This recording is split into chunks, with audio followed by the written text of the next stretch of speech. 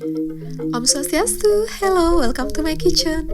Hari ini saya mau share salah satu masakan Bali namanya Jukut Santo, yaitu sayuran yang direbus lalu dicampur dengan saus kacang.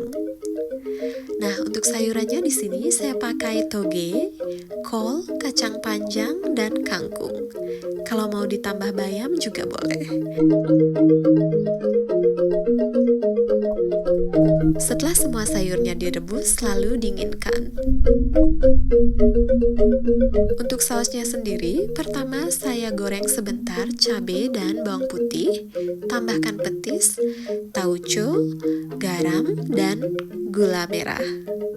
Ulek halus.